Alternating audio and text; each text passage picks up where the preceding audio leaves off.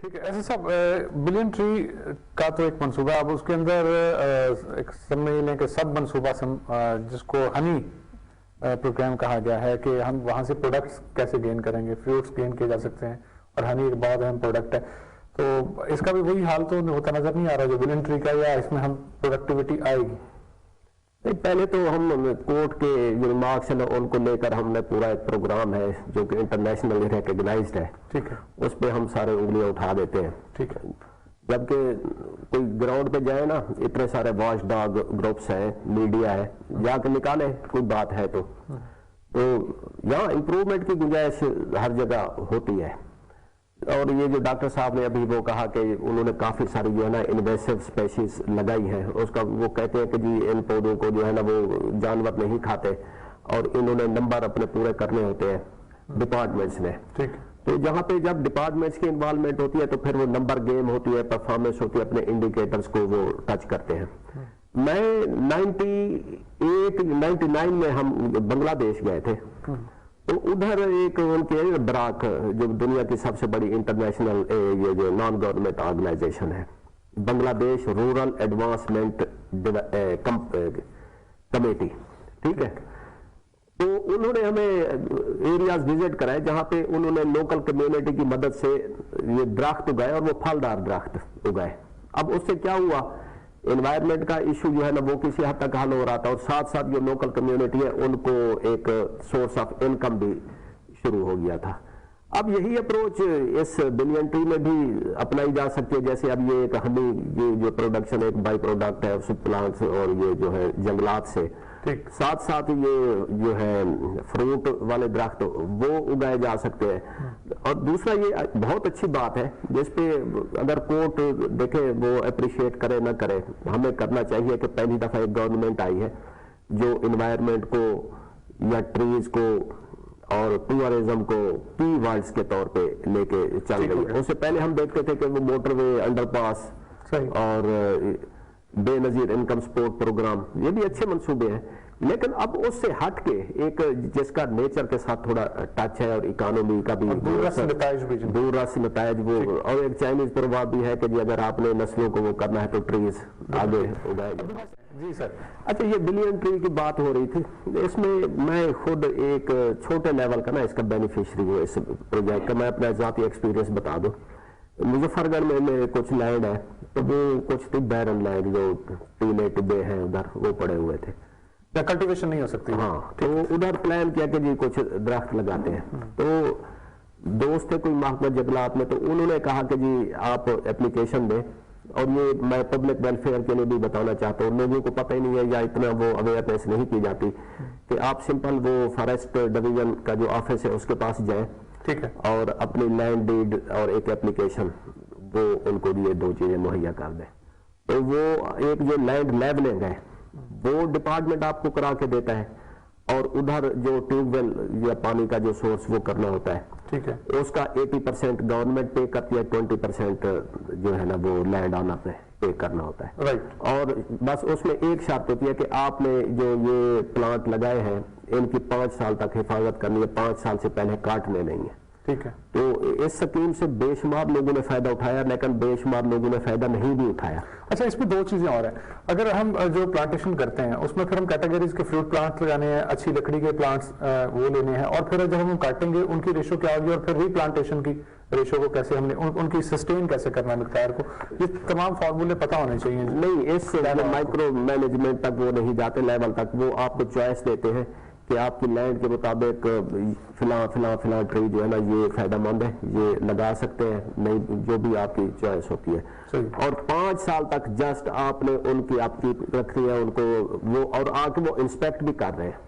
ان کے جو monthly visits ہیں وہ آ کے باقاعدہ دیکھتے ہیں, چیک بھی کرتے ہیں.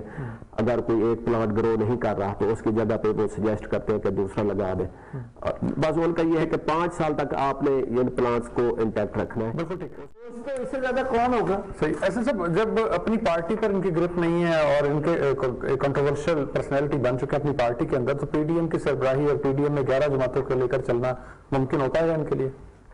देखिए डॉक्टर साहब कह रहे हैं कि वो फिरदौस आशिकवान को सीरियस नहीं लेना चाहिए, ठीक है, वो उनके जिस तरह का है स्टेटमेंट्स होती है या जिस तरह उनकी जॉब है कि उनमें हुकूमत, इसी तरह जो मौलाना शिरानी साहब है इनको भी इतना सीरियस नहीं लेना चाहिए, ठीक है।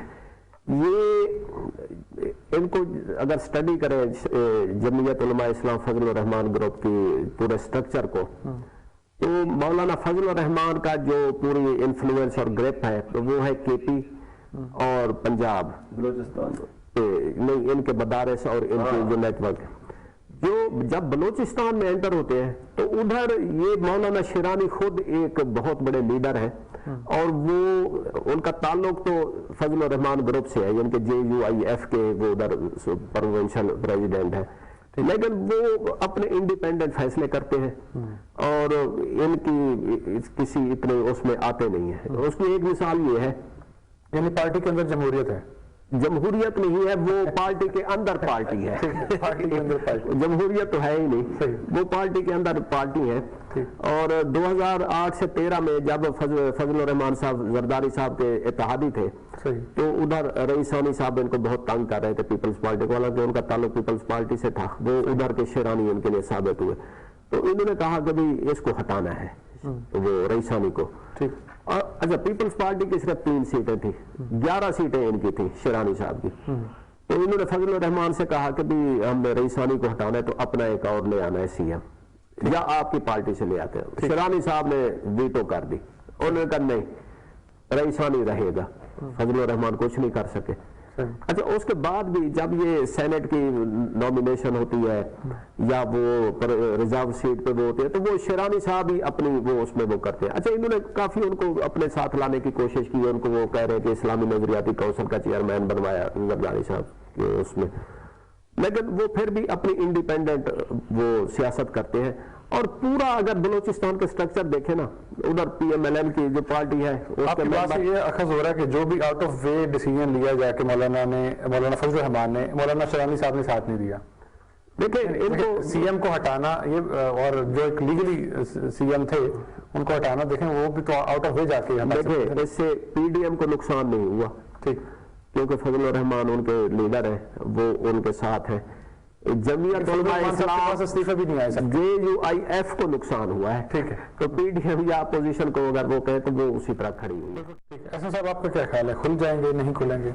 इस पे तो देखिए हम प्रिडिक्शन ही कर सकते हैं कि क्या होगा, लेकिन ग्राउंड रियलिटीज नजर आ रही है, लेकिन जिस तरह इसकी स्पाइक नजर आ रही है, आज वो रिपोर्ट्स आ रही है कि CM को भी वो टेस्ट उनका पॉजिटिव आ गया है, वो पूरी वो कह रहे हैं जी कैबिनेट का टेस्ट होना चाहिए कि उन्होंने कैबिनेट मीटिंग चेयर की थी 3-4 दिन पहले, ठीक है। तो जिस तरह ये स्ट्रेन जा रही है और फिगर्स जिस तरह पॉजिटिव रेट हो रहा है, तो लगता नहीं है कि खोलेंगे या खुलने चाहिए, अनलेस के इधर हमारे पास थोड़ा सा वेट कर ले, वैक्सीन अब मार्केट होना शुरू हो गई है, हुकूमत को चाहिए कि उस पर कोई रोड मैप दे और उसके तनाजुर में ही कोई इस तरह की जो है ना वो आगे प्लान करना चाहिए। अब मसला ये है कि वो स्कूल भी चूंकि एक कमर्शियल वो बन चुका है सेक्टर, प्राइवेट स्कूल, वो रोड पे आए हुए कि जी आपने शादी हाल को इजाजत दे दी है, सिनेमा को इजाजत दे दी है, तो और बाजार मार्केट्स वो SOPs के साथ चल रहे हैं,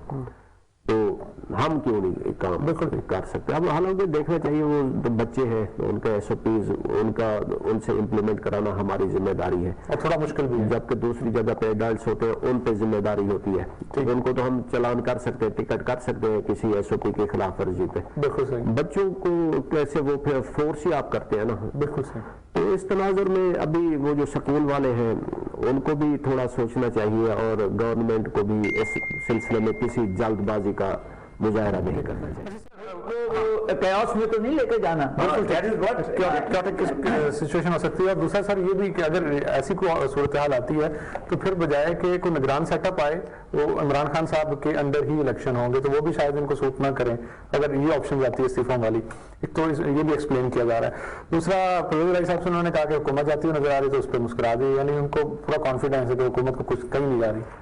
परवेज इलाही साहब की मुस्कुराहट पे ना जाए, अच्छा वो उनकी जो मुस्कुराहट होती है और दिल में कुछ है वो اس حکومت میں رہ بھی رہے ہیں اور خوش ہیں بھی صحیح اور خوش نہیں بھی ہیں، جس کا وقتاً فوقتاً وہ کبھی اپنے بیٹے سے ٹویٹ کروا دیتے ہیں۔ 7 ممبر کی یہ پارٹی ہے یہ صوبائی اسمبلی میں، اور ان کی ایکسپیکٹیشنز ہیں بہت زیادہ، تو یہ کبھی خبریں لیک بھی کرواتے ہیں کہ ہم نون لیگ سے رابطے میں، تو پرویز الہی صاحب کو فی الحال ایک طرف وہ کریں۔ اب آ جائیں یہ جو پی ڈی ایم میں ریزگنیشن کا وہ کھیلا ہوا ہے جوا، دیکھیں نواز شریف صاحب کے ساتھ جس نے بھی الائنس کیا ہے یا الائنس کی پولیٹکس کی ہے وہ ہمیشہ نقصان میں رہے ہیں۔ یہ آپ کو یاد ہوگا 2007 میں ان کا ایک الائنس کو بنا ہوا تھا اور وہ سارے پارٹیاں بائیکاٹ کر کے بیٹھی ہوئی تھی اور انہوں نے الیکشن کا اعلان کر دیا، میٹنگ کی تھی۔ جتنا گین ہے وہ نون لیگ کو ہوتا ہے، باقی لاس بھی گئے۔ ہاں نہیں، ایک تو یہ ہے۔ اچھا دوسرا، جس اسمبلی میں نواز شریف صاحب خود نہ ہو یہ اس اسمبلی کو سیریس نہیں لیتے اور یہ کہتے ہیں کہ بس اب کھیل ختم ہونا چاہیے۔ یہ اب دیکھ لیں جب 2002 میں یہ لندن میں تھے تو ادھر کا الیکشن انہوں نے جماعت کو روک دیا کہ بھی چھوڑے نہ لڑے، ہم نہیں لڑ رہے۔ انہوں نے کہا بھی ہماری کانسٹیٹیوشنل ایک الیکٹورل پالیٹکس ہے، ہم یہ سیٹ اگر الیکشن نہیں لڑتے تو وہ تو پھر سیٹ گئی ہمیشہ کے لیے۔ پھر وہ آخری وقتوں میں ان کو لوگوں نے خود سے لڑا اور 18 سیٹوں کے ساتھ پھر یہ اسمبلی میں 2008 میں انہوں نے اچانک اعلان کر دیا اور ان کی امید تھی کہ ہمیں کچھ نہیں ملے گا۔ ان کے جو کینڈیڈیٹس کی سلیکشن اور وہ تھی، وہ ایک ویو چلی بے نظیر بھٹو کی اسیسینیشن کے بعد، تو ان کو پنجاب میں اکثریت مل گئی۔ اچھا اب آ جائے اس پہ، یہ 2018 والی اسمبلی، اس میں بھی وہ باہر ہے اور اب وہ ان کا وہی کھیل ہے کہ بھی ہم اسمبلی سے نکلیں۔ اس کے برعکس جو پیپلز پارٹی ہے وہ پارلیمنٹ کو اہمیت دیتی ہے، جب خود حکومت میں ہوتے ہیں تو پارلیمنٹ کو باقاعدہ بہت حد تک اہمیت دیتے ہیں، اس کو مضبوط بھی کرتے ہیں۔ اب سندھ میں وہ ضمنی الیکشن کا اعلان ہو گیا جس میں پیپلز پارٹی نے الیکشن کمیشن کو فورس کیا کہ بھئی آپ ضمنی الیکشن کریں۔ ایک طرف آپ پی ڈی ایم نے ان کو ادھر دھکیلا ہوا ہے کہ جی ہم ریزائن کریں گے، ادھر سے ان کی سانگھڑ میں عمر کوٹ میں ایسی سیٹیں ہیں کہ وہ اگر ان کو چھوڑ دیتے ہیں تو وہ مخالف جو کینڈیڈیٹ ہے وہ اس پہ قبضہ کر لیں گے، تو ان کے لیے تو بہت ہی کڑوا گھونٹ آ گیا یہ ضمنی الیکشن والا۔ اس کے بعد وہ سینٹ کا الیکشن ہے۔ فضل الرحمان صاحب تو بڑے کہہ رہے ہیں حمایت کے ساتھ کہ جی بلاول جو ہے وہ سندھ حکومت بھی چھوڑ دیں گے اگر ہم کہیں۔ نہیں، ان سے یہ اسٹیٹمنٹ دلوائی ادھر لاہور میں، تو انہوں نے کہا کہ جی ہم پی ڈی ایم کے ساتھ کھڑے ہیں اور اگر حکومت چھوڑنی پڑی تو ہم چھوڑ دیں گے۔ اب مسئلہ یہ ہے جب ریزگنیشن کا یہ اس میں کیا منطق ہے کہ جی 31 دسمبر تک وہ پارٹی سربراہ کے ساتھ آئیں گے، پہلے کہا تھا جنوری میں ہم ریزائن کر، اب کہا 31 جنوری کو تک ہم اس پہ کچھ پلان بنائیں گے کہ آگے کیا کرنا ہے۔ یعنی اس موو کو سیریس نہ لیا جائے؟ سیریس لیا بھی جانا چاہیے کہ اگر وہ نواز شریف جس طرح وہ چلا رہے ہیں، ڈکٹیٹ کر رہے ہیں، تو ان کی یہی ہوگی کہ آپ سرپرائز نہیں آ سکتا ہے۔ ٹھیک ہے۔ اچھا سر، پارکوں کی اگر بات کرتے ہیں، ہم اس پہ پہلے بھی پروگرام کر چکے ہیں، مختلف سکینڈلز ان کے آ رہے ہیں سامنے، اور اب یہ ہے کہ پنجاب ہائی وے سے بھی یہ دھوکے کر رہے ہیں اس طرح سے کہ جو سستا ایرانی چارکول منگوا کر کروڈ آئل میں مکس کیا جا رہا ہے، کیمیکل مکسنگ کی جا رہی ہے۔ اچھا، پہلے جو ایئرپورٹس پر پیٹرول فراہم کیا جانا تھا وہ عام پبلک کو فراہم کیا جا رہا تھا، اس میں بھی بہت سارے ایشوز سامنے آئے، پھر پانی ملایا جا رہا تھا، وہ بھی بہت بڑا ایشو تھا، بہت بڑے اسکینڈل سے۔ اب جو لاجسٹک انچارج صاحب ہے طارق وسیم صاحب، اس نے تمام ٹھیکے اپنے سالے بیٹے یعنی خاندان میں بندر بانٹ کی ہوئی ہے۔ اب یہ کمپنی جو ہے کس طرح ڈیلیور کر پائے گی، کس طرح یعنی عام پبلک کو جو ایک سٹینڈرڈ پروڈکٹ ملنی چاہیے وہ مل پائے گی؟ پاسبل ہے؟ دیکھیں اس پہ تو جو ہمارے واچ ڈاگ ہیں، نیب ہے، ایف آئی اے ہے، اینٹی کرپشن ہے، ان کو حرکت میں آنا چاہیے۔ اس طرح کی وہ جو پارکوں کا جو ایک وقت میں بہت اچھا نام تھا، یا ابھی بھی یہ ایکسپورٹ کرتے ہیں اپنا آئل نا، ان کی ریفائنری، ان کی کوالٹی بہت اچھی، لیکن جو انٹرنل مینجمنٹ کے لیول تک اس طرح کے جو ایشوز ہیں تو اس پہ جو ہے پرائم منسٹر صاحب کو اور نائب کو ان کو دیکھنا چاہیے اگر ہم نے کوئی نیٹ ہے۔